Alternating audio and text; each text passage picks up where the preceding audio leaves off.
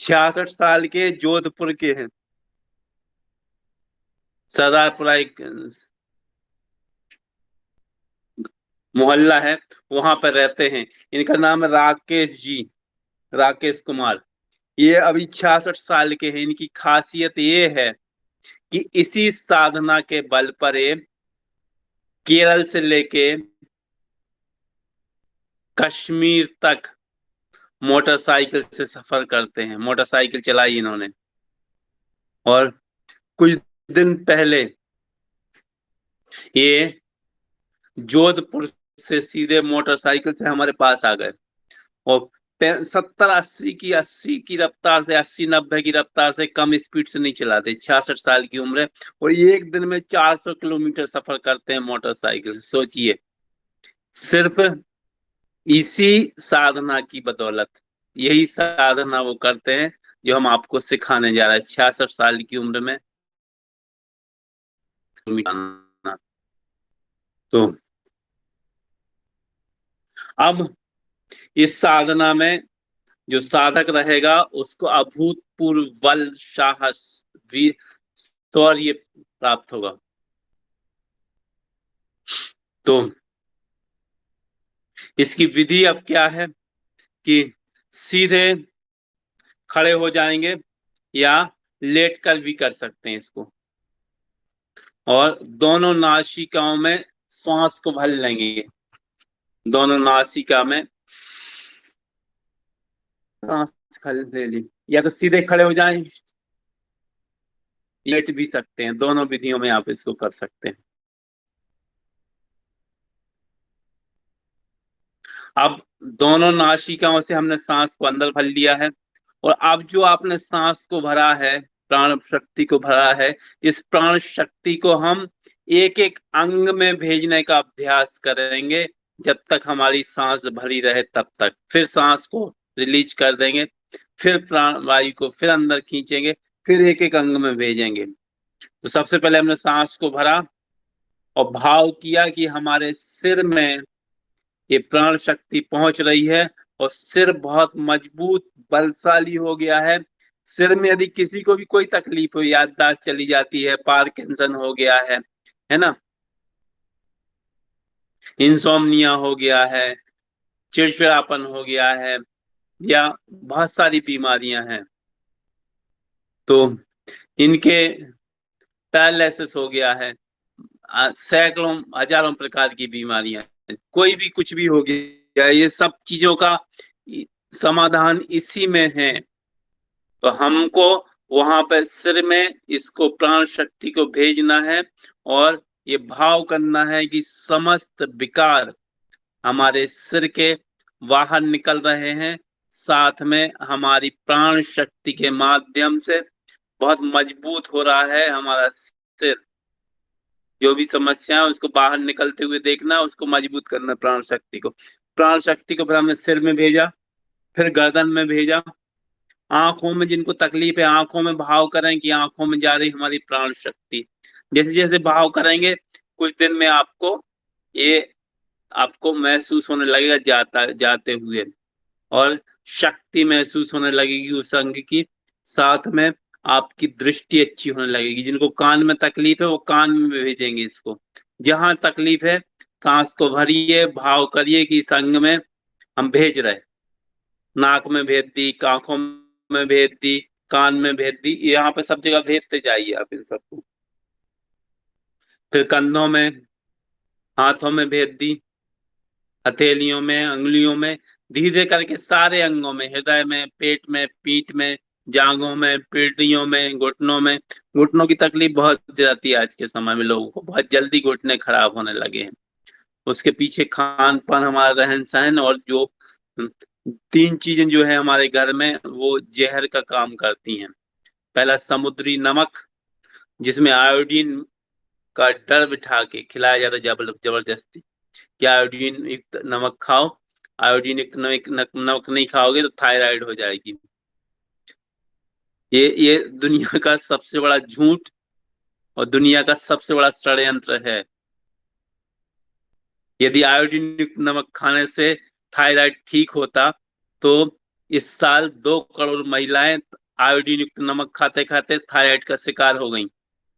इस देश से थायराइड खत्म हो जाना चाहिए था यदि आयोडीन युक्त नमक थायराइड को ठीक करता। लगातार हर घर में लगभग पेशेंट होंगे।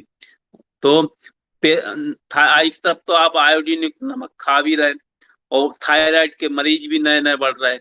मतलब कहीं ना कहीं तो गड़बड़ हो रहा है, कुछ ना कुछ षड्यंत्र।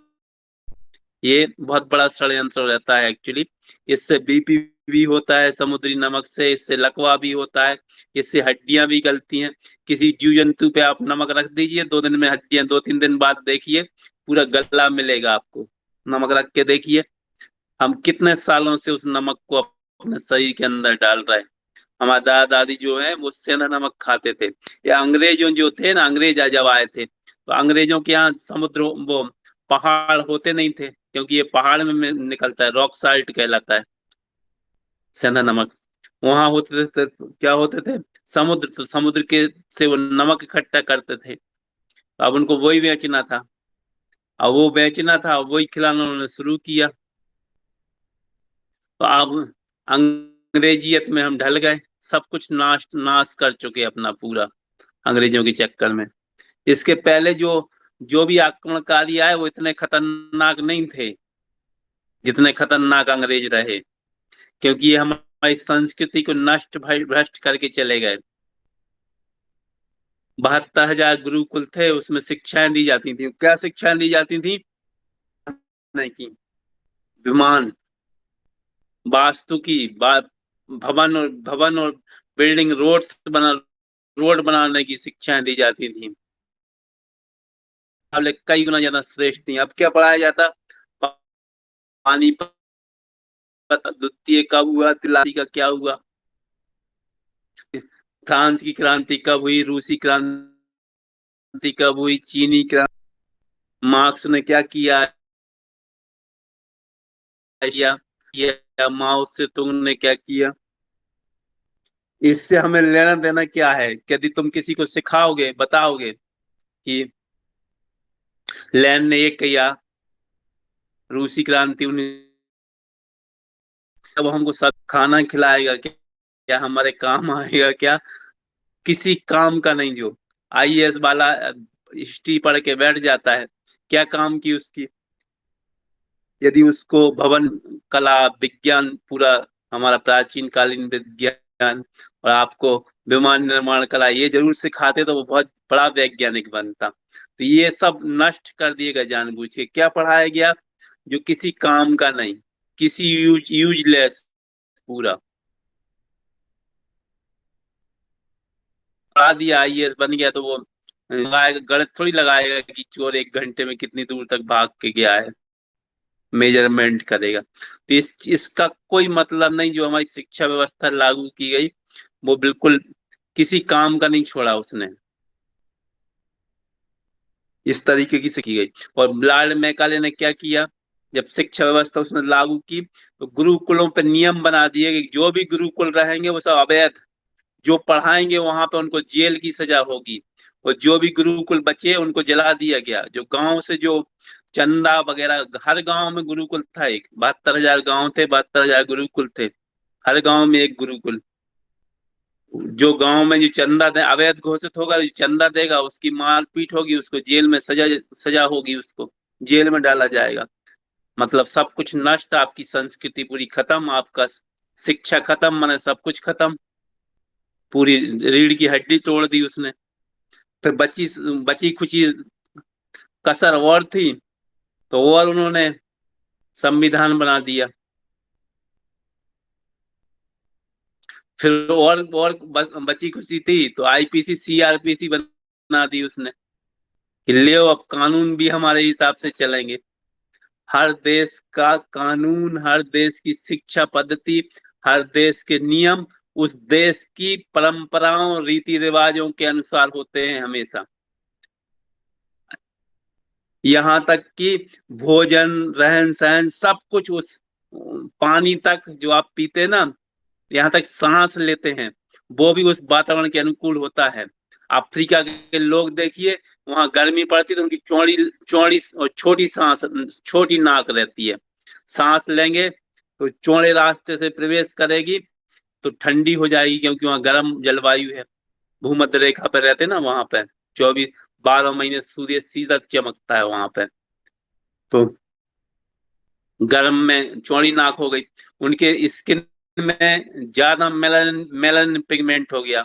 स्किन में एक पदार्थ होता है जिसको मेलानिन पिगमेंट कहते हैं, उसकी उपस्थिति ज्यादा रहेगी तो त्वचा का रंग काला रहेगा। वो फैल के त्वचा के अंदर सूर्य से आने वाली गर्म हानिकारक किरणों की रक्षा कर लेता। और जो ठंडे प्रदेशों के रहते हैं उनके शरीर में मैल होता है, फलस्वरूप वो गोरे नारे रहते हैं। वैसे ही ठंडे प्रदेशों के जो लोग हैं उनकी नाक लंबी और सकरी बनाई, ताकि हवा जो है, ठंडी हवा ठंडे प्रदेशों की सकरे रास्ते से प्रवेश करे तो आगे जाके गर्म हो जाए और फेफड़ों को गर्म हवा मिले।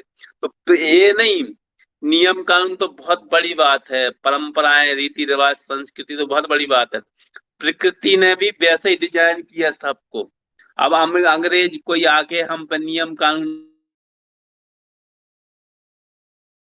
अपने थोप दे तो विनाश ही करती का। इतने बड़े महान देश का इतनी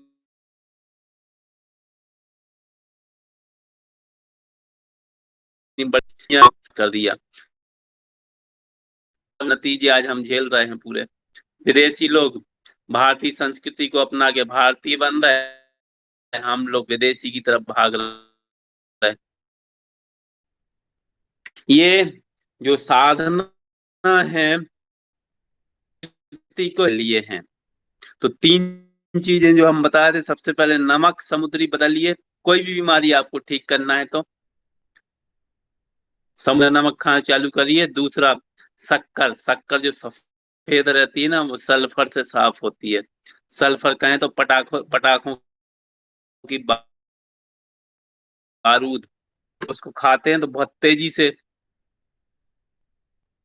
कैल्शियम खींचने लगता है हमारा पाचन तंत्र, उसको बचाने के लिए केमिकल से साफ होता है। जो सब पाम ऑयल को रिफाइन करके सामान होते हैं तीनों। अब आप किसी भी डॉक्टर के यहाँ जाएंगे तो उसको उन्होंने कहा कि भाई हार्ट में तकलीफ हो रही है, बीपी बढ़ रहा है, तो उसने लिख दिया सफोला खाओ। सफोला माने सांप का बच्चा। पता है कि आगे चल के पेशेंट जो है ना परम सफोला खाएगा तो इसकी जगह पर रिफाइन तेल छोड़िए और कच्ची घानी के फिल्टर्ड ऑयल लेना शुरू करिए। इस तरीके के कर दिए गए जिससे इतने ज्यादा केसेस बढ़ने लगे, इतने ज्यादा कि पूरा सब बच्चे बच्चे मरीज हो गए आज के समय। अभी तक तो हमने 7 साल का सुना था। अभी हमारे ड्राइवर 4 साल की, आज उसको हॉस्पिटल में भर्ती करके आया। वो 4 साल की बच्ची को पैरालिसिस हो गया, सोचिए। 4 साल की बच्ची है, उसको लकवा लग गया। जमाना आ गया। तो वापस साधना की तरफ एक एक अंग में हमको शक्ति को भरते जाना है। में एक एक ध्यान करते जाएंगे, वहां प्राण शक्ति भेजते जाएंगे। ये दो सांस लीजिए और पूरी लंबी गहरी सांस फिर भर लीजिए। गर्दन सीधी रहेगी, पीठ सीधी रहेगी, स्ट्रेट बिल्कुल, चाहे स्ट्रेट आप खड़े हो स्ट्रेट आप बैठे हो। फिर फिर जितने अंग रहेगा उनमें भरते रहिए। तो इसको कंटिन्यू अभ्यास जितनी बार करेंगे उतनी बार आप जहां जहां आपकी प्राण वायु जा रही प्रवेश कर रही है हमको भेजना है, भावना करनी है प्राण शक्ति वहां की कमजोरी दूर हो रही है और वहां शक्ति का जागरण हो रहा है, शक्ति का संचार हो रहा है। ये भाव करते जाना। और ये थोड़ी सी लंबी प्रक्रिया है। अंगों में शक्ति भरने का अभ्यास तब तक चलते रहना है जब तक कि कोई भी 4 से 8 लोग यदि उस अंग को मरोड़े और वो टस के मस ना हो, उस पर असर ही नहीं पड़े कि किसी चीज का वजन डाल रहे हैं। या आप डॉक्टर प्रमोद कुमार की तरह भी जंजीरें तोड़ने लगे हैं। क्या उस जंजीरें तोड़ने के लिए आपको ट्रेनिंग लेनी पड़ेगी, क्योंकि वो तो ब्लैक कमांडो हैं एक्चुअली, ब्लैक बेल्ट्स हैं, जूडो कराटे के बहुत चैंपियन हैं, राष्ट्रीय स्तर के, राष्ट्रपति पुरस्कार से सम्मानित हैं। और 65,000 लड़कियों को सेल्फ डिफेंस, 65,000 लड़कियों को सेल्फ डिफेंस की का ये सौभाग्य है कि देश के बहुत दिग्गज दिग्गज लोग जुड़े हुए हैं। सांस रोकते समय सांस नहीं लेना है,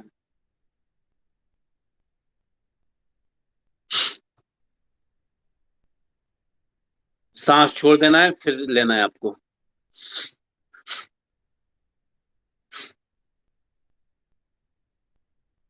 चलिए आगे। तो ये कितनी देर करेंगे, कितना करेंगे, ये आपके ऊपर डिपेंड है कि कितनी जितनी जल्द, जितनी देर, ज्यादा देर तक करेंगे उतनी जल्दी फिर आपको ये सब चीजों की समस्या का समाधान हो जाए। जब आप इसको शक्ति को भेजने की एक आध महीने आप कंटिन्यू करेंगे, तो प्राण शक्ति को जिस अंग में भेजने की आप कला में पारंगत हो जाएंगे, फिर क्या होगा, यदि आपके पाँव में दर्द हुआ तो आपने तुरंत प्राण शक्ति को निर्देश दिया कि पाँव में पहुंचो, रिपेयर करो, पाँव में रिपेयर हो गई तत्काल। कहीं भी तकलीफ हुई, कंधे में, सिर में, कहीं भी कोई भी तकलीफ हुई, डायबिटीज हुई, तो तुरंत पेनक्रियाज की तरफ भेज दी प्राण शक्ति को, वहां रिपेयर करो जाके। तो वो फिर ये काम होने लगता है, फिर आदमी को ना थकान लगती, ना कमजोरी लगती, जीवन भर सब रोगों से मुक्त हो जाता। जो राकेश जी आपको बताए, ये 66 साल की उम्र में यही साधना करते हैं, फलस्वरूप पूरे देश में वो अभी भी बाइक से घूमते हैं। बुलेट है उनके पास, बुलेट, बाइक भी नहीं, बुलेट, और वजनदार होती है, 350 किलोग्राम की होती है, तो उससे चलते हैं। तो ये तो पहली साधना थी, आशा है समझ में आ गई होगी सबको। सांस भर के भेजते जाना है एक एक अंग में, बारी बारी से। अब इसकी दूसरी विधि, अतुल्य शक्ति सामर्थ्य प्राप्ति की साधना की दूसरी विधि। आप किसी भी विधि को अपना सकते हैं, पहली को भी दूसरी को भी, एक कोई विधि आप अपना सकते हैं। तो इसमें अपनी क्षमता अनुसार सेकंड विधि में भी प्राण शक्ति को इसमें भी प्रवाहित करना है, इससे भी अद्भुत कार्य करने लगता है व्यक्ति। यही सब जंजीरें तोड़ना, अपने ऊपर शरीर, हाथी को खड़ा कर देना, अपने शरीर से जीप निकाल देना, ट्रैक्टर ट्रक को खींच खींच देना, दांतों से पकड़ के खींच देना ट्रैक्टर ट्रक को, दांतों से कितना भी वजन उठा लेना, ये सब देखे होंगे आपने करतब। ये इसी का परिणाम रहते हैं, इसी को करने के फलस्वरूप।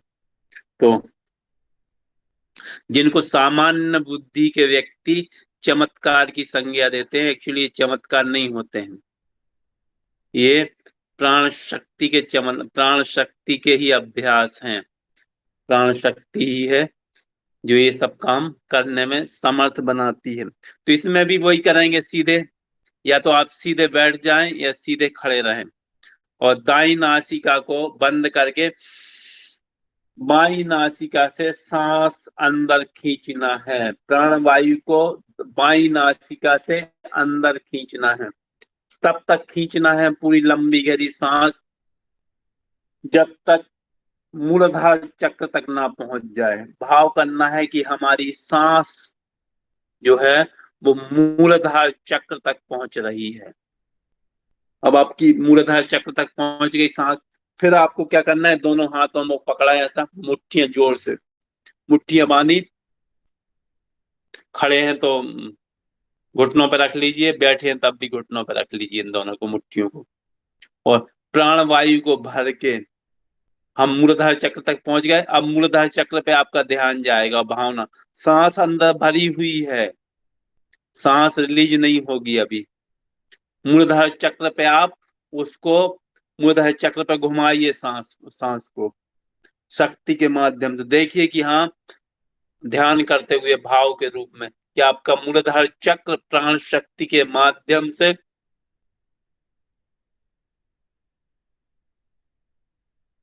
9 बार क्लॉकवाइज घुमा लीजिए, 9 बार एंटी क्लॉकवाइज घुमा लीजिए। मूलाधार चक्र की यदि कोई समस्या है, जैसे घुटनों में दर्द है, कमर से नीचे की तकलीफ है, आर्थिक स्थिति डामाडोल चल रही है, सफलता नहीं मिल रही किसी भी काम में, काम बनते बनने के फलस्वरूप ही होते हैं, और कई प्रकार की बीमारियां हैं, तो उसमें हम मूलाधार चक्र को एंटी क्लॉकवाइज, घड़ी घड़ी की विपरीत दिशा में यदि घुमाएंगे तो वहां की नेगेटिव एनर्जी निकलेगी, और यदि राइट दिशा में घुमाएंगे तो वहां की जो सिद्धियां हैं, यश प्राप्ति हो जाना, अचानक से विख्यात हो जाना, अचानक से बहुत ऊंचे पद पे पहुंच जाना, कोई भी पद अचानक से मिल जाना, भविष्य का ज्ञान होने लगना, ये सब ये सब जो है मूलाधार चक्र की सिद्धियां हैं। तो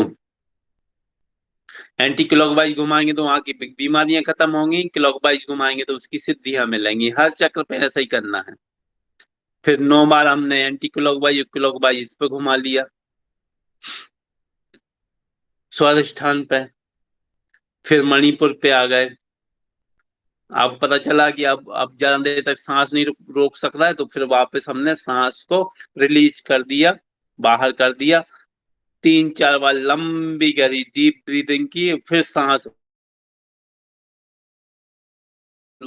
अब हम मणिपुर तक आ गए थे, मणिपुर को घुमा लो। फिर अनाहत हृदय चक्र, फिर विशुद्धि पे आ गए। सब सेम क्रिया करना है। फिर विशुद्धि के बाद आज्ञा चक्र पे पहुंच गए। फिर सहस्त्रार पे आ गए। अब सहस्त्रार तक का ये हो गया बारी बारी से। अब फिर एक एक अंगों में हमने फिर सांस छोड़ दी, चक्रों का काम हो गया कंप्लीट। अब पूरे अंगों को हमें स्ट्रॉन्ग करना है, अंगों तक भेजना है सबको।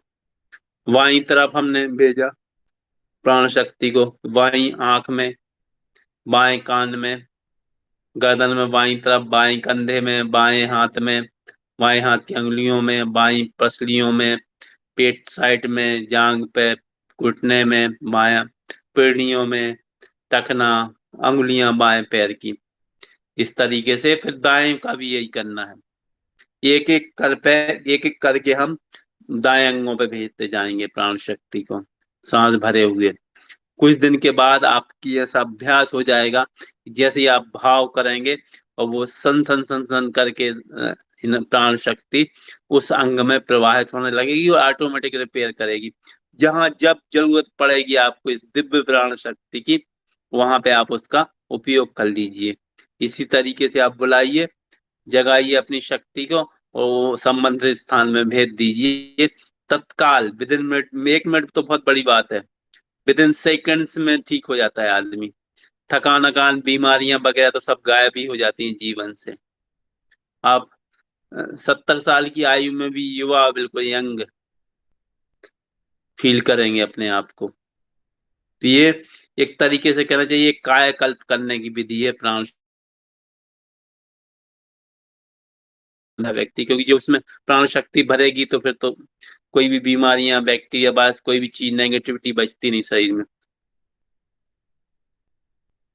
लेकिन इसको दीर्घकालीन तक करना पड़ता है। ऐसा नहीं सोचिए कि हमको आज की और कल ही हमको रिजल्ट मिल जाए।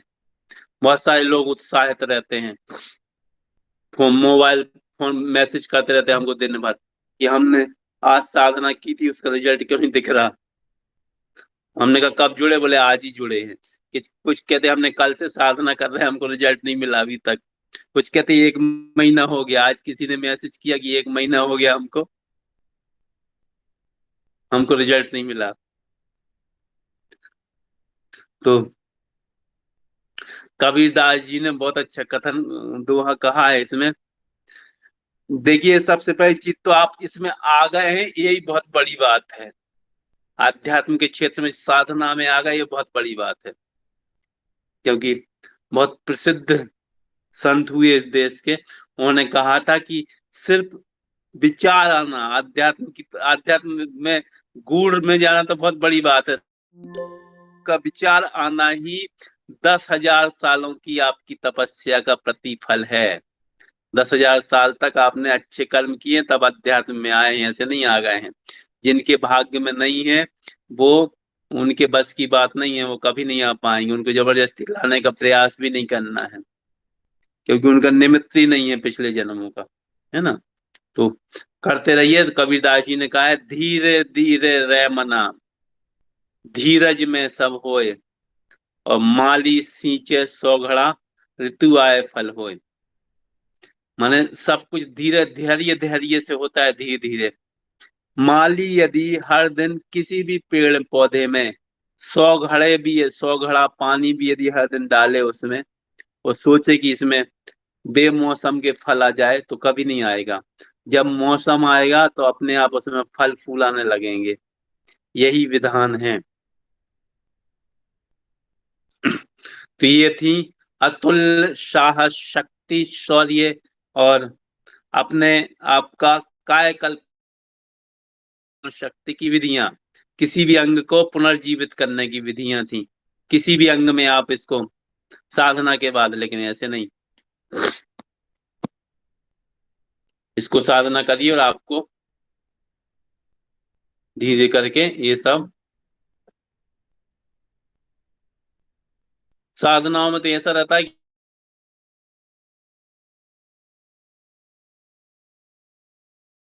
कि सुबह सुबह शाम तो रहता ही है साधनाओं का, लेकिन आप, शुरू में भी हमने बताया कि जो साधु सन्यासी हैं जिनको सिद्ध बनना है, उनको 4 टाइम का रहता है साधना का।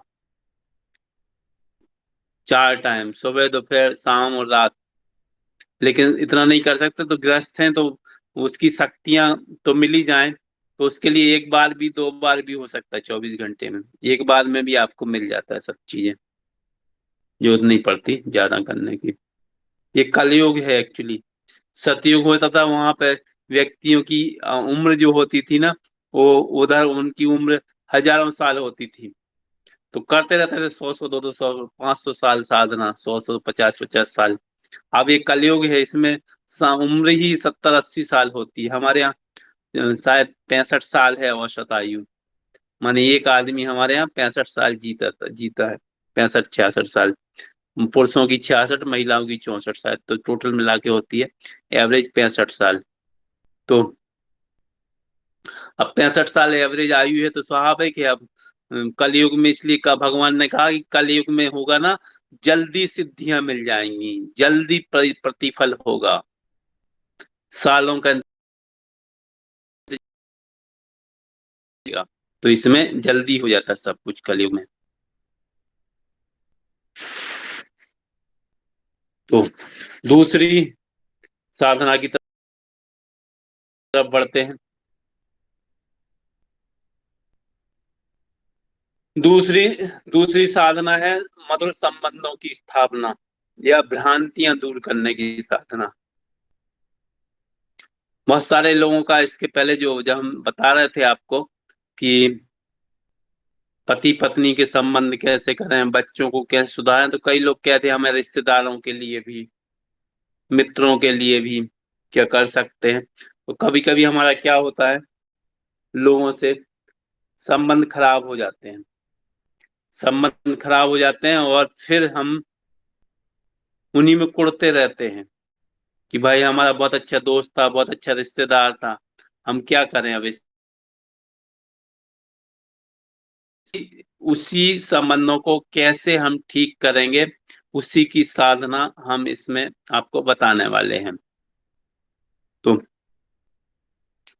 क्या करेंगे, सबसे पहले शांत स्थान पर सुखासन में पालथी मार के शांत स्थान में बैठ जाना है।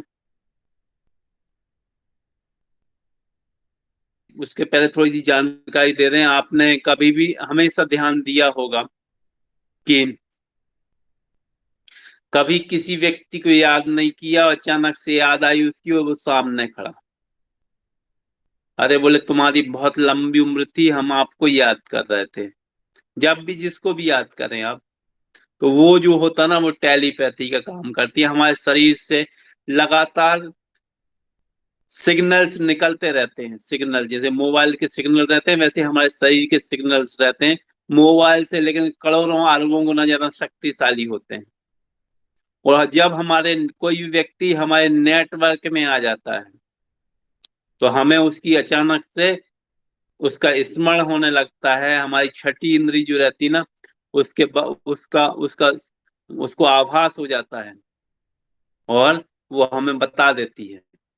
ये जब हम चार हाथ पैरों से चलते थे, तब इसको तब ये हमारी बहुत जागृत हुआ करती थी। लेकिन जब हम दो पैरों के बल खड़े हुए, तो ये हमारी जो सिर में एक ग्रंथि होती है स्पेशल, इसी का यही काम रहता है।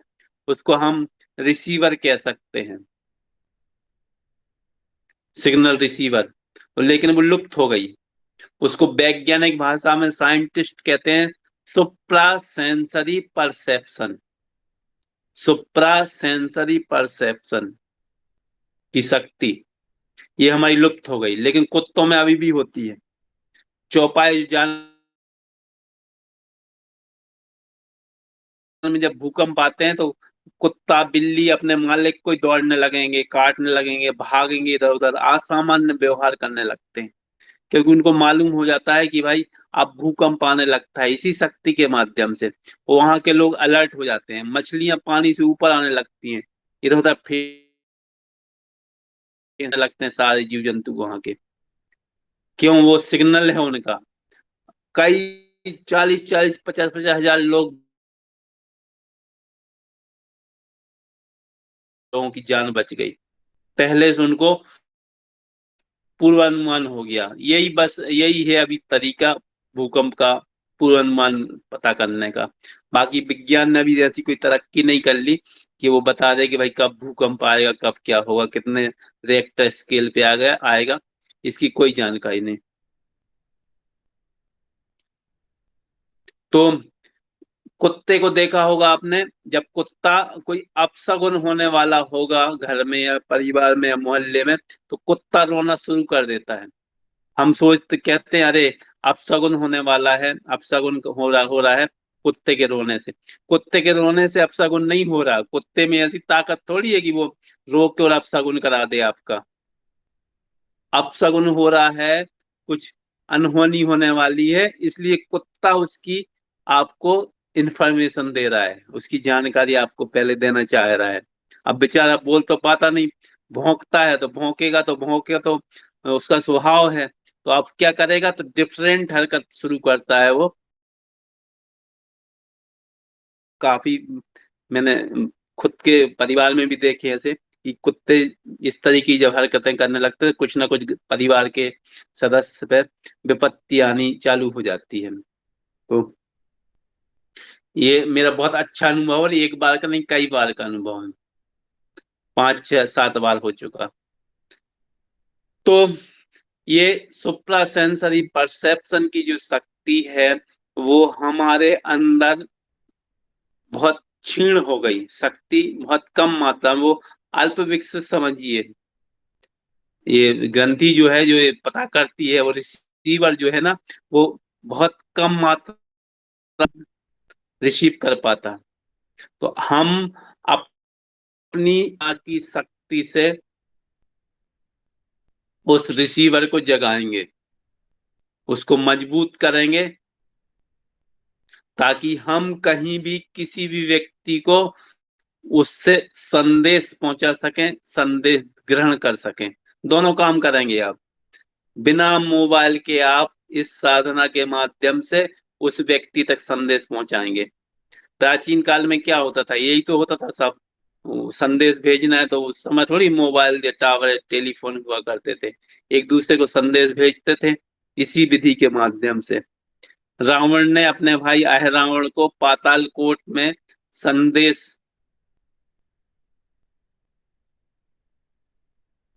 संदेश भेज के संदेश भेज के बुला कि विपत्ति पड़ी हुई है, हमको आ जाओ भाई बचाने हमको। उस तक संदेश भी पहुंच गया था। कई वैज्ञानिकों ने इस शक्ति के माध्यम से, इसी के माध्यम से दूसरी जगह पे लोगों को बिठा दिया और उन्होंने उनसे संदेश पहुंचाया कि भाई तुम क्या क्या कहना चाह रहे थे इसको। उन्होंने लिख दिए एक पेपर पे और उसको जो भेजा उसने ज्यों का त्यों, जो पेपर पे पहले लिखा गया था उसको ज्यों का त्यों उसने बता दिया कि ये था। तो ये इस पर आश्चर्यचकित हैं वैज्ञानिक भी, लेकिन ये सब नहीं बता पाते कि आखिर होता कैसे है, क्या है, क्योंकि विज्ञान जो है ना बहुत अभी बहुत भ्रूण अवस्था में है। बहुत आगे बढ़ना है इसको, तो अभी हजारों साल लग जाएंगे मानव शरीर की पूरी संरचना ज्ञात करने में ही। अब 97 अरब तो सेल्स ही होते हैं, हर सेल्स का क्या कार्य है, क्या कोशिका का, उसी के ही पता करने में अभी बहुत लंबा समय है। अरबों खरबों न्यूरॉन्स होते हैं ब्रेन में, उनका ही पता नहीं कर पा रहे हैं, कर ही नहीं सकते हो तो संभव नहीं, क्योंकि ऐसी मशीनें नहीं बनी अभी तक। तो ये सिर्फ संभव है साधना के माध्यम से, चेतना शक्ति के माध्यम से अपनी। तो इसमें क्या करेंगे, किसी भी शांत स्थान पे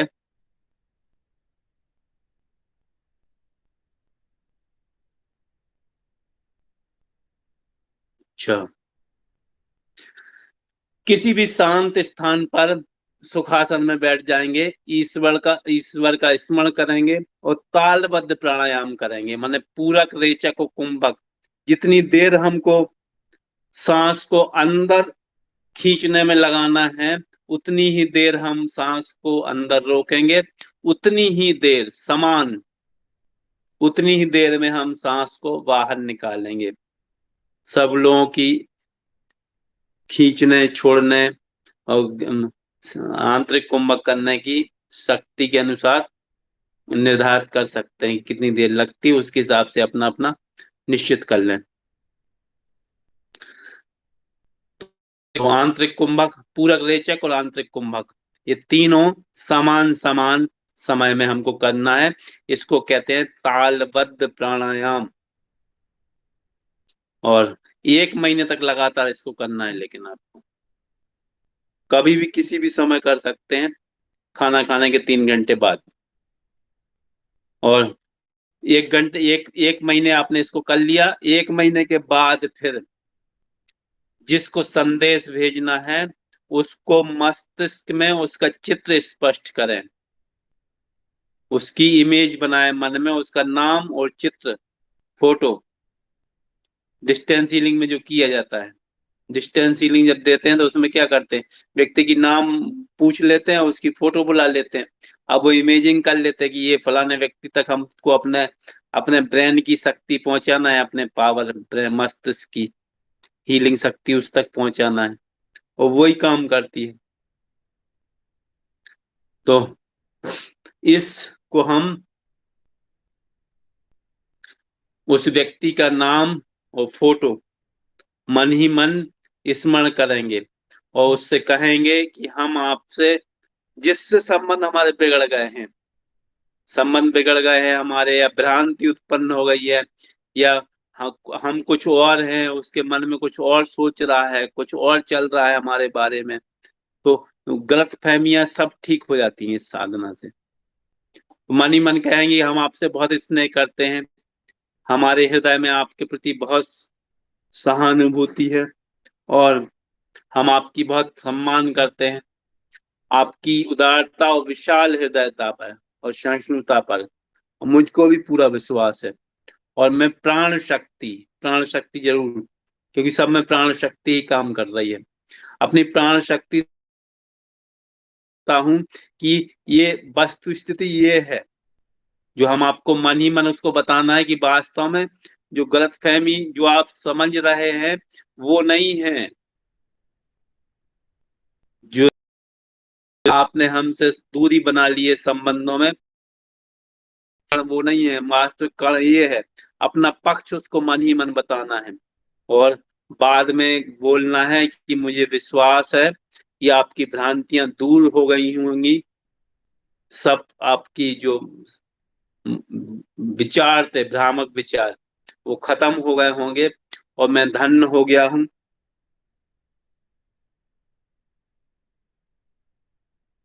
स्थापित हो गए हैं।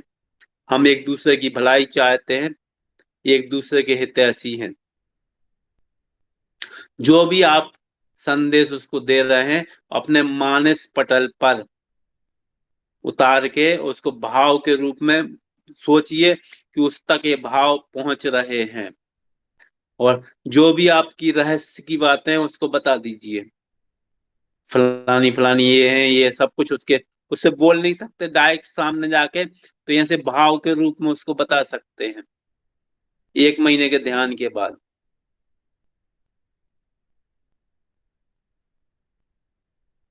और उसके बाद उससे, उसके मन से क्या विचार आ रहे हैं, भाव करके, आंख बंद करके जब आप बैठेंगे तो आपको समझ में आ जाएगा कि वो क्या बोलना चाह रहे हैं। इसको करिएगा, कुछ दिन के बाद ही आपके पुनः मधुर संबंध स्थापित हो जाएंगे उस व्यक्ति के साथ ही। तो ये 2 प्रकार की साधना आज हमने सीखी। मधुर संबंध, टेलीपैथी के माध्यम से संदेश प्रेषण करना,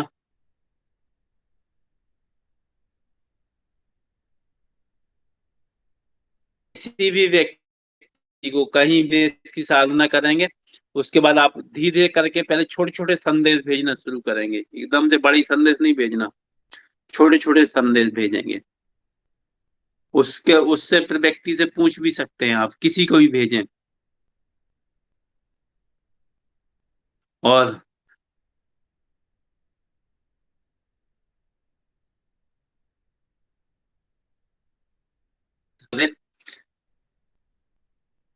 कहीं भी दुनिया के कोने में संदेश भेज के उससे संदेश प्राप्त कर सकते हैं। तो ये आज की साधनाएं थी। आज यहीं तक। कल फिर नई साधनाओं के साथ फिर उपस्थित होंगे। तब तक के लिए देखिए, प्रमोद कुमार जी ने भेज दिया अपना गले से जंजीर तोड़ने का करिश्मा। ये जो आपको दिख रहा है, डॉक्टर प्रमोद कुमार जी है। ये तो हमको भी नहीं पता था अभी तक इनका हुनर है, कला। चलिए, जय हो विजय हो। अब डॉक्टर प्रमोद कुमार जी को आमंत्रित करते हैं।